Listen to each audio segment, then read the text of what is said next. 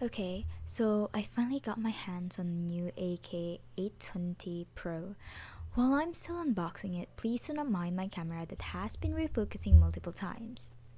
I bought this one from this shop in Shopee for around 2.5k with voucher.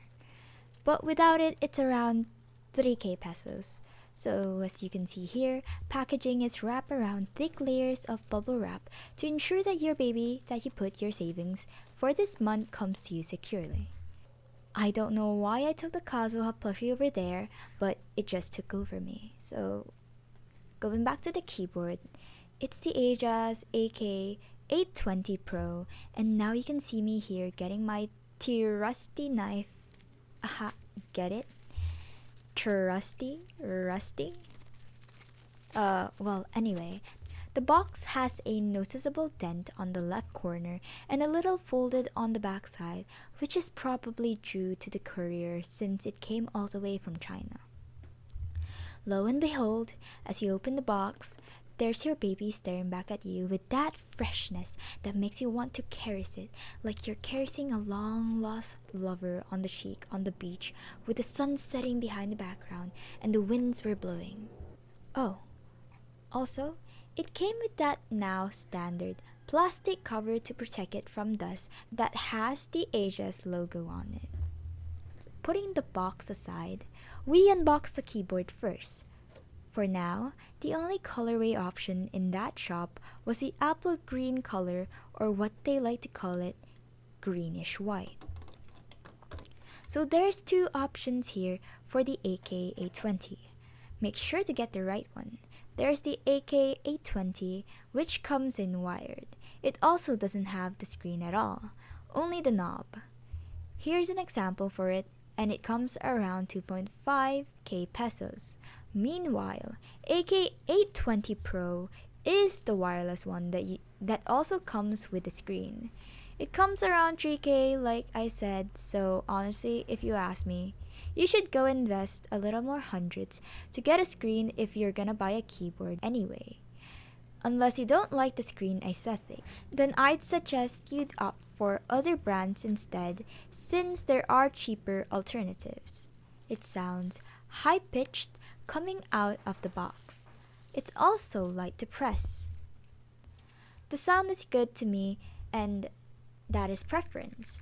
But I bought the keyboard to mod it so I won't be using the stock switches, and I'll also be switching the keycaps to fit the aesthetic of my desk. But for now, let's focus on what we actually get out of the box. Oh wow, the spacebar sounds good.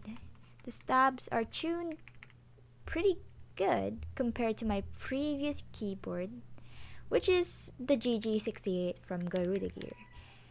You don't have to mod the stabs, so if you're lazy, well, like me, or you don't have any equipment to mod it, then this is for you.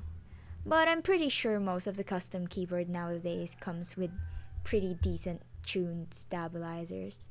It's just the user's preference whether they'd want that specific feel and sound. So, there's the screen.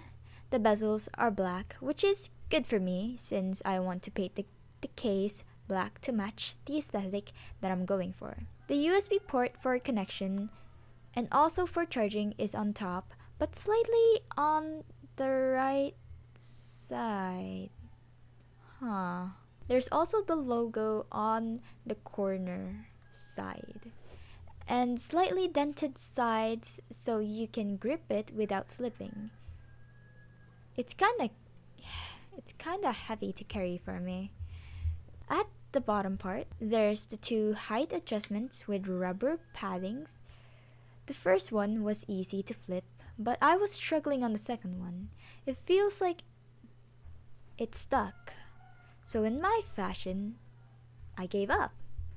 Well, I'll just leave the flipping to you guys. Then there's the dongle for wireless connection. Don't mind me taking a long time to showcase an itty bitty dongle because my camera wouldn't focus. Also, it's magnetic, so you can see here, I tried to show it to the camera but failed to realize that it's not even in view. There's also the Windows and Mac switch and the mod switch of Bluetooth. slash 2.4G and wired.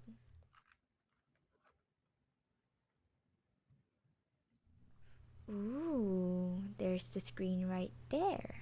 And it says 2.4G. So going back to the box, we have the wire that is USB-C and the switch puller, and don't forget the manual. First part is Chinese, second one is English, so you wouldn't have any trouble learning the functions for this keyboard. A closer look on the keyboard. Using the switch slash keycap puller they gave us, which I do not recommend, we have a double shot OEM keycap right there. The switch is very loud. You see me here pulling out my other switches, which is the Druid white, hand loop myself, and the stock loop Gateron milky yellow. The keyboard is south facing and is 5-pin hot swappable. The flex, however, on this keyboard feels stiff. You have that little flex, but it's not that much. So, yeah. Okay, but moving on, let's also talk about the knob. It's metal and has a tactile feel. Overall, it feels great, but let's talk about its customizability. I believe it's removable, as you can see here. I had a hard time removing it myself to the point I even thought it couldn't be removed, but with a little bit of help from metal tweezers, I managed to take the first layer out, which is the metal. The second layer that is connected to the shaft is made out of plastic rubber. I really had a hard time, so I wasn't able to take a video of it for you guys, so my bad. It's a skill issue, I guess.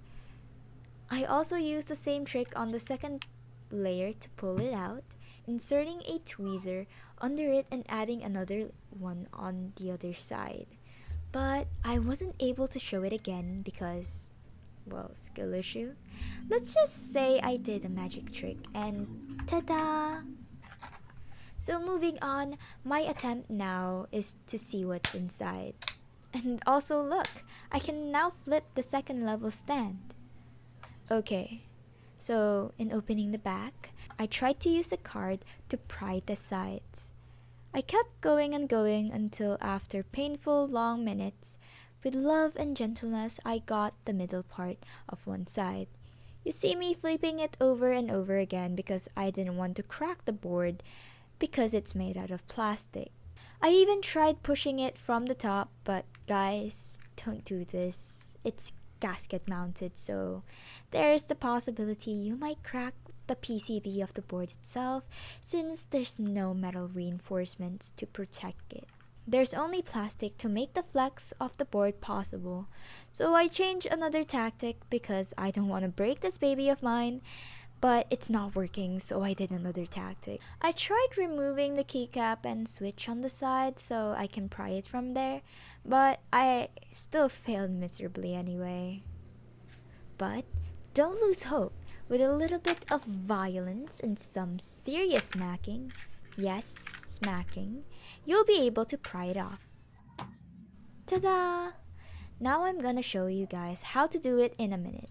But see the board here and that clear hard plastic for the screen. Underneath, don't forget to not pull the gasket off yet, cause the battery is still attached to the PCB unless you wanna ruin your board on the first day.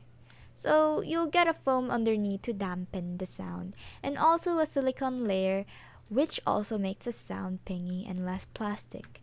It covers the battery right there. Oh, also, here's the magnetic for the dongle. Alright, this is how I was able to pop the frame open. You use a card like this, something not that important, and try to insert it between the top and bottom frame like so, and once you pop the middle part, get something metal like this tweezers right here and use it to pop the hard corners. Careful not to use too much force or you'll crack your baby open like you crack those broken yellow eggs for breakfast. It'll come off easily as soon as you get one and the rest will follow. And there you have it, folks. The gasket right there. I'm gonna remove the battery here so I can be able to freely take a look at the PCB and change the switches and keycaps. This time, I wouldn't be adding tape mod because it already sounds good to me.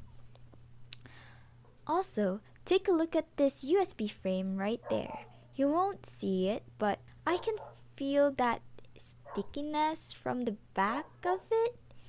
And here begins the painful process of removing everything. I think the reason why I had a hard time considering the fact I like this part a lot was because of how flimsy the gasket mount feels, which is normal for gasket mounted keyboards. I also do not recommend to use the puller they included since it's not as good as your own kit in doing its job. Since I had no aluminum reinforcements, I might break the PCB any moment. You can see me here removing both switches so it won't break from the force, because I remember with my first keyboard with closing it the second time, I put the switch the wrong way and it wasn't fitting in the case, so I thought it needed a little, just a little force. But you know how it ends, and yeah, the switch cracked a little, but it's still usable in some way. But I just want to remind everyone that don't be too violent like me. So, we're gonna speed this process up. I use Gateron milky yellows for this build, and CSA profile keycaps. I'm not sure if that's actually a profile itself, but that's what the seller put it as a profile. It's CSA. And I got it in Lazada for like 1k pesos, which is around $20. And it's around 220 keycaps, so it can fit any multiple layouts. So I bought it just for that. I also ordered a customizable resin spacebar for this specific build itself. The design is mine since I want this to fit my internet persona as much as possible, hence the dragon, which is kind of embarrassing itself, but the design looks pretty cool to me. And this was only made possible by this shop that I saw on Shopee. Luna.Aeris, if I pronounce it correctly. Well, when I first found them, they didn't have any customers or any ratings at all. So I was first hesitant to order, but they really have this specific item that I want to work around, which is the dragon. So, 1 week of making the design and another week for building up courage to talk to them, I was able to ask them about customizations. We talked about how to make the design possible, and then it took a few trials and errors for them to get that idea I had out in my head. They're very friendly and easy to talk to, so I had no troubles expressing my concerns on the initial design. So after some discussions and workarounds, we came to this. It was astounding. I want to give this shop the best support I can, so right now, as a token of my appreciation for making this idea of mine possible, please go ahead and check them out. Overall, I enjoy making this build because as someone who writes, the heaven thought sounds are music to my ears. But if there's one thing I do not enjoy is the filming and editing part. Who knew it was that hard to do takes?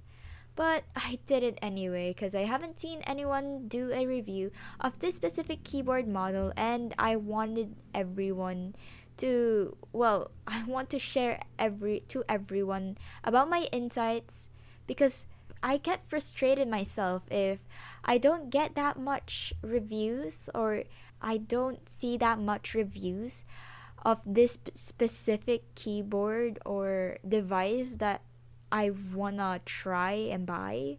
So yeah, here you go. Now, if you have any questions regarding about the keyboard, feel free to comment them down below and I'll answer them the best of my abilities. Alright, that's it for this video. Peace.